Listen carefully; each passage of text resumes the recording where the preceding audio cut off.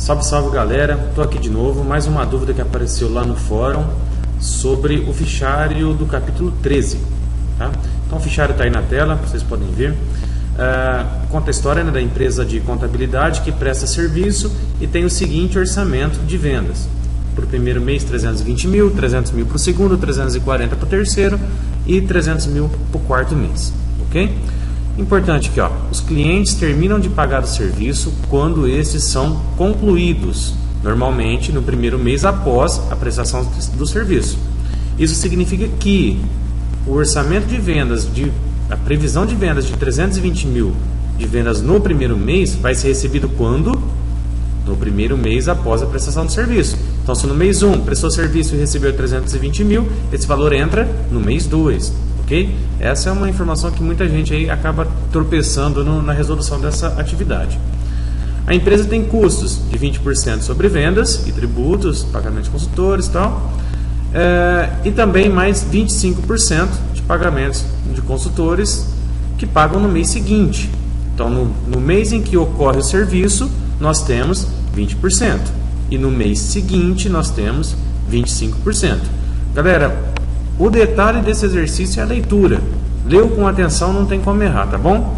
Além disso, a empresa tem 10 mil de despesas de vendas e 12 mil de despesa administrativa. São despesas fixas, acontecem todos os meses. Essas despesas acontecem todos os meses. No mês atual, a empresa não prestou nenhum serviço. No entanto, ela tem uma reserva de saldo inicial de 100 mil reais. E a empresa tem uma política de manter um saldo mínimo de caixa de 20 mil reais. Ok? Peguei então a planilha de uma colega aí, de vocês, ela enviou para a gente essa atividade dela está correta. Vou usar aqui para a gente poder entender como resolver esse exercício.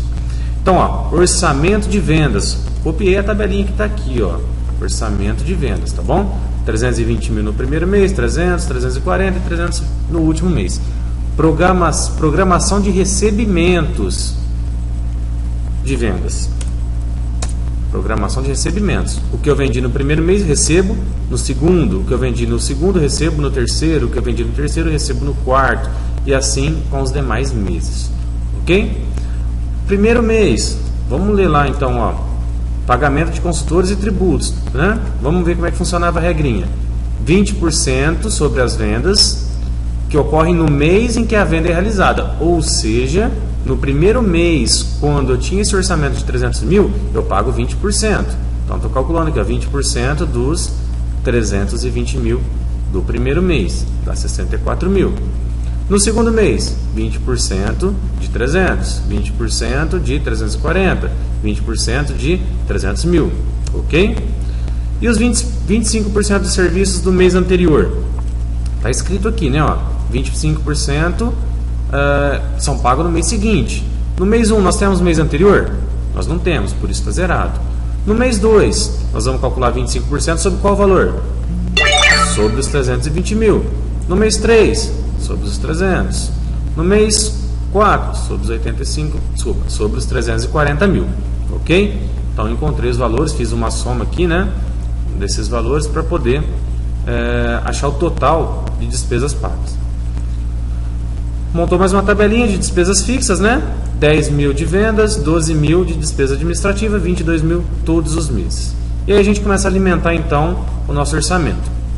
Primeira informação, saldo inicial de caixa. Está escrito aqui, ó. Saldo inicial de caixa era de 100 mil. Então no mês 1, saldo inicial de caixa 100 mil. Receita de caixa, nada, né? Nós não temos mês anterior ao mês 1. Nós não temos receita de caixa. Total de caixa disponível, 100 mil. Pagamentos a consultores, 64 mil. Da onde veio? Aqui, né? Da nossa planilhinha que nós calculamos anteriormente. Despesas administrativas de venda. Da onde veio?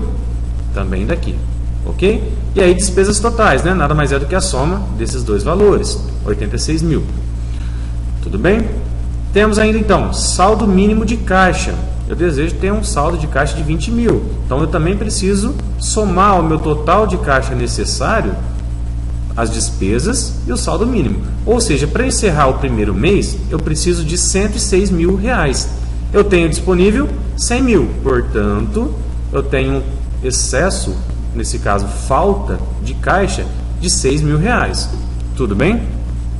Nessa atividade nós vamos aí talvez utilizar esse saldo aqui, né, como o saldo inicial para o mês seguinte, tá? Mas ainda cabe algumas discussões, porque, por exemplo, a gente imaginou que teria um saldo mínimo de caixa de R$20.000. Então, para eu ter esse saldo mínimo de caixa de 20 mil, eu teria que tomar algumas atitudes para suprir esse excesso ou falta de caixa. Mas uma discussão mais para outras atividades, talvez, tudo bem? Então, a gente transporta esse valor para o saldo mínimo, né? E aí sim, no segundo mês, o que acontece? Eu tenho receita, né? Os 320 mil estava lá na minha programação de recebimento, ok? E aí, a partir daqui já não tem mais segredo, né? 320 mil, esse daqui é um total, né? 320 mais os 6 mil negativos, são 314 de caixa disponível. Pagamentos a consultores, de onde veio o valor? Lá da nossa planilhinha que anteriormente nós já calculamos, certo? Despesa administrativa, a mesma, todo mês. Esse valor é só um total, né? Somando pagamentos e despesas administrativas. De novo, nosso saldo mínimo de caixa e o nosso total de caixa necessário, ok? E aí nesse mês a gente precisa de 182 mil. Nós tínhamos 314 disponível, nesse mês nós temos 132 mil. Opa, desculpa, cliquei no lugar errado. Não sai agora. Saiu. Nós temos então 132 mil positivo para esse mês, que também é transportado para o mês seguinte. E mais uma vez a gente alimenta os valores, soma os totais, ok? Valor de novo, mais um total, o nosso saldo de caixa, mais uma vez o nosso total de caixa necessário e o nosso saldo final, que é transportado lá para o saldo inicial de novo, ok? Bom, é uma atividade sim, bem simples. O segredo é a leitura mesmo do enunciado, ficar atento às dicas que são apresentadas aqui no enunciado, né? Olha, normalmente são pagos no primeiro mês após a prestação de serviço. 20% de vendas acontece no mês. E no mês seguinte acontece outros 25%. Então é só ficar atento a esses detalhes, perceber quais são os campos, né, que são totais, ó, total de caixa disponíveis. Isso daqui é uma soma dos campos anteriores. Deixa eu só aumentar. Total de despesas, né? É uma soma das despesas anteriores que foram apresentadas ali. Total de caixa necessário, também é uma soma desses dois outros valores, né? Nesse caso, o total de despesa mais o saldo mínimo de caixa. E por fim, o excesso ou falta de caixa, que também é um total, né? Que é a soma do total de caixa necessário com, desculpa, a subtração no caso, né? Do total de caixa necessário com o total de caixa disponível. Tudo bem? Espero que tenha ficado claro para vocês aí. Um grande abraço e bons estudos para vocês.